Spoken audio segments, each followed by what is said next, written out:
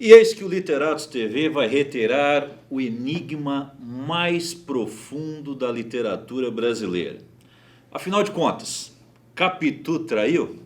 O que você acha? Você leu o livro?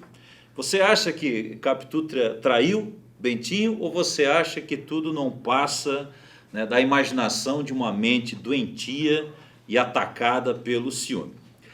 Olha só, eu poderia tentar responder essa pergunta com a minha opinião, mas provavelmente isso não ia resolver muito, né? Porque eu dou a minha opinião, você dá a sua opinião, o colega lá dá a sua opinião e no final tudo fica, né, na parte da opinião. Então nós vamos tentar fazer o seguinte, nós vamos tentar relembrar como que esse livro foi recebido, quer dizer, como é essa história, como é que esse romance ele foi interpretado ao longo do século XX, para ver como que essa resposta, traiu ou não traiu, ela mudou, né, através dos tempos, porque conforme a sociedade foi mudando, as interpretações sobre o romance foram mudando e, consequentemente, né, a inocência, né, ou não da Capitu também foi mudando. Então é o seguinte, só para recapitular, né, o Dom Casmurro de Machado de Assis é um livro que foi publicado em 1900, embora no frontispício, né, na frente do livro, saiu a data do ano anterior.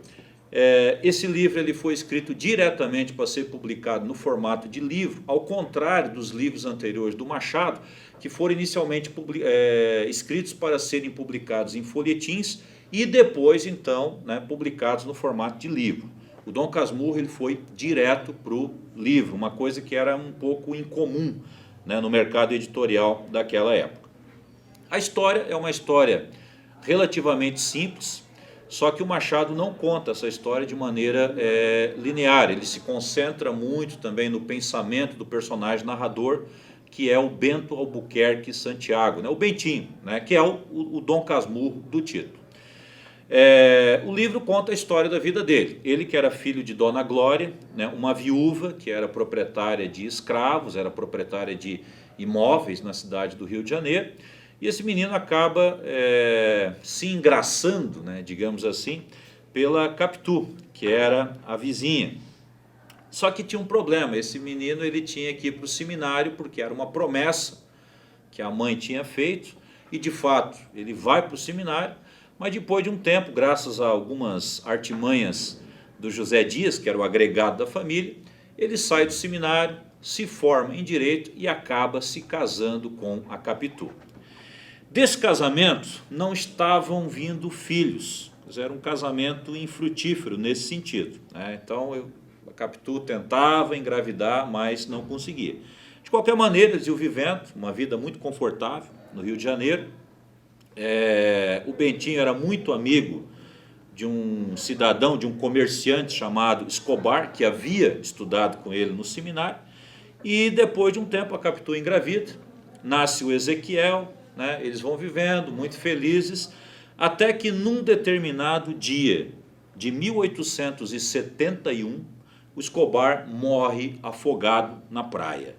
Durante o enterro, as pessoas choram, Capitu também chora, né, a morte de Escobar, e a partir desse momento, né, Bentinho passa a ter certeza absoluta de que ela tinha um caso com o falecido, né, de que Bentinho fora traído, e de que Ezequiel, o menino, não era filho biológico dele, mas sim era filho de Escobar. E essa desconfiança, né, vem com Bentinho até ele se tornar um velho Casmurro, o Dom Casmurro do título, enfim. E aí tem essa dúvida, né? Quer dizer, será que nós podemos confiar na narrativa do Bentinho? Ou será que ele é um narrador não confiável? No começo, tá, os críticos, os primeiros leitores do livro, eles receberam o depoimento do Bentinho, por assim dizer, como verdadeiro. Quer dizer, não havia a menor dúvida de que Capitu havia traído. Eu até anotei aqui um trecho de uma crítica feita pelo José Veríssimo, que era um importante crítico daquela época, que ele diz assim, ó: Dom Casmurro trata de um homem inteligente, sem dúvida, mas simples, que desde rapazinho se deixa iludir pela moça que ainda menina amara, que o enfeitiçara com a sua faceirice calculada, com a sua profunda ciência congênita de dissimulação, a quem ele se dera com todo ardor compatível com seu temperamento pacato. Então, quer dizer, para os primeiros leitores, o Bentinho nada mais era do que uma vítima da ardilosa Capitu. Só que o tempo foi passando, e em 1960 apareceu uma crítica a Ellen Caldwell. Ela não era brasileira, ela era uma estrangeira. Ela estava fazendo um trabalho sobre Shakespeare, né, sobre a influência de Shakespeare em autores latino-americanos, e ela descobriu, né, o Machado de Assis, e ela publicou um estudo chamado O Otelo Brasileiro de Machado de Assis, um estudo de Dom Casmurro. Nesse livro, a Ellen Caldwell, ela chama a atenção para o fato de que Bentinho está mentindo, e que Capitu seria inocente.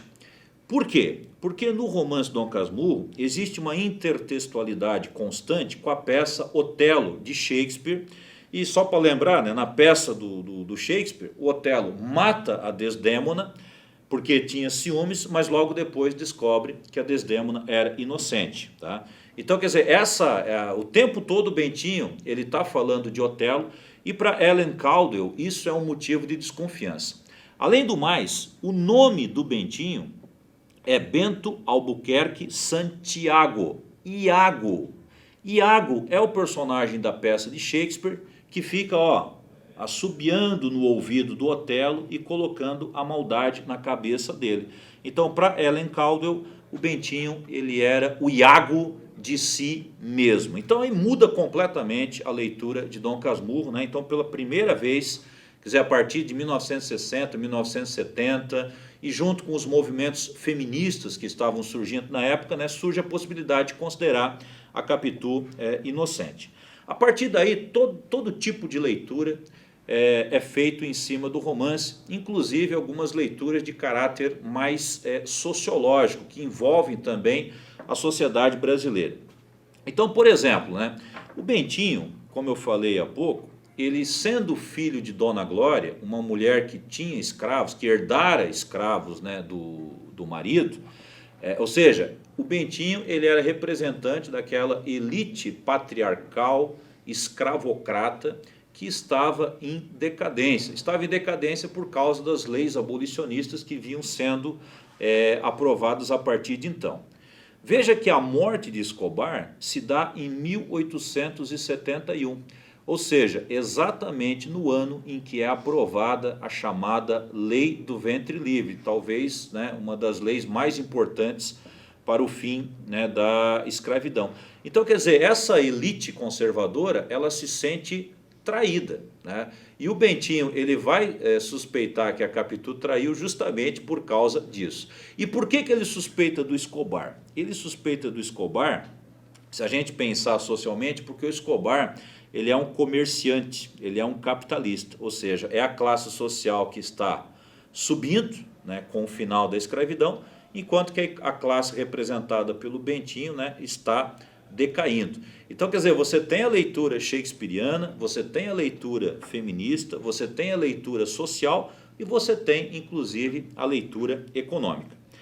Para terminar, a gente tem que falar de Dom Casmurro pensando naquilo que disse Ítalo Calvino sobre os clássicos, né? Eu anotei aqui, um clássico é um livro que nunca termina de dizer aquilo que tinha para dizer.